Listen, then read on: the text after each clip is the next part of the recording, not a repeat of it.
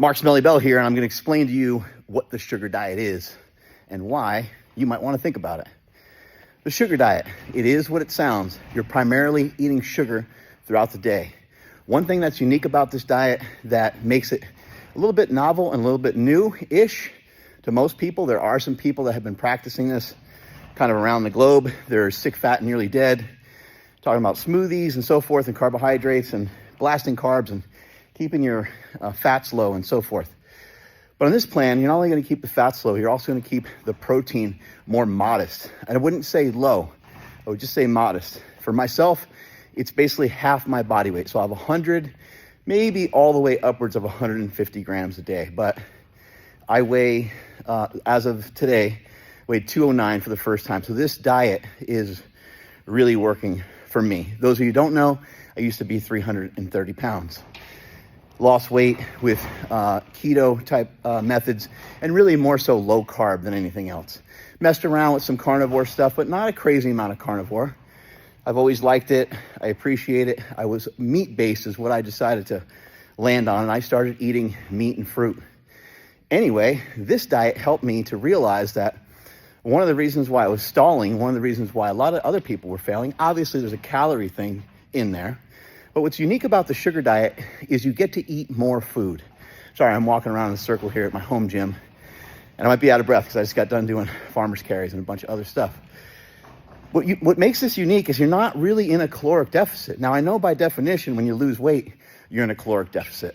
But what's happening is that your metabolism revs up, and it revs up to meet that level and even exceed the level of food that you're eating.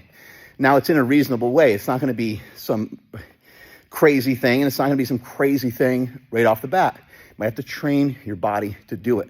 We know we can train the body to do just about anything.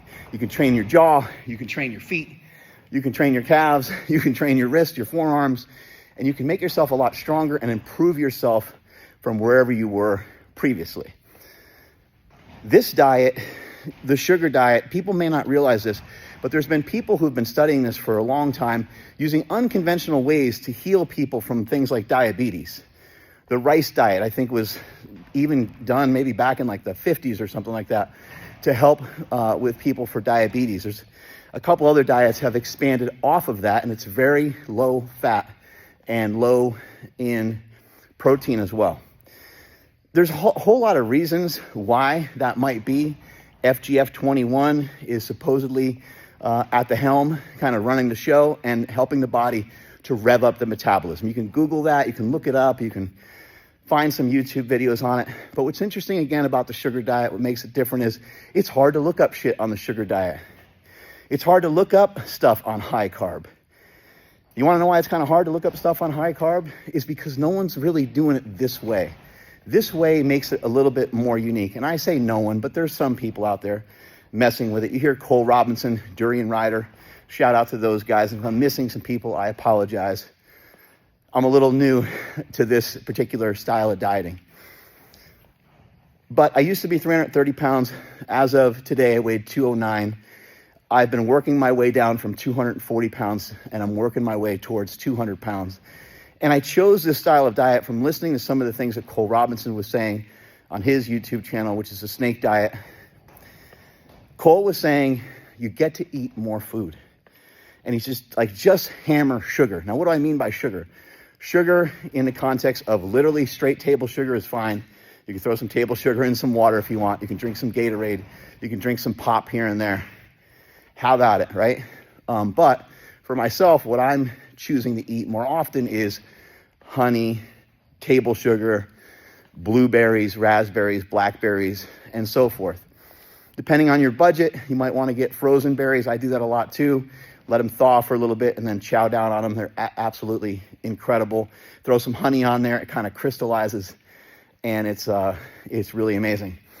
So you do that all throughout the day, and then in the evening, you have basically one, maybe two-ish meals with a really lean source of protein. And this is part of the reason why it's easier to do this diet with 1 to 2 meals a day. And it's easier to do it with the leaner meats because you get to eat a little bit more of the leaner meat. I use 99% lean ground turkey. I also use Piedmontese fillets which are almost no fat. I will also utilize scallops, shrimp, chicken breast, and there's egg whites, right? So those are all great options. But if the protein gets too high and you're eating protein and fat during the day, you're not taking advantage of what this diet can truly do. I know Cole Robinson mentioned he's 166 pounds and he's at like 3,300 calories a day. For myself, I don't know the calorie count, but I know that I'm smashing food all day. I just went to the movie theater and ate a bunch of Sour Patch Kids and jelly beans during the movie, Sinners. I realize my situation might be unique. People are like, oh, well, you're really lean already. You're really jacked and use performance-enhancing drugs. I'm always forthcoming with that. I always try to give it to you guys straight. But I want to make you guys aware of this diet. So again, throughout the day, it's straight sugary shit.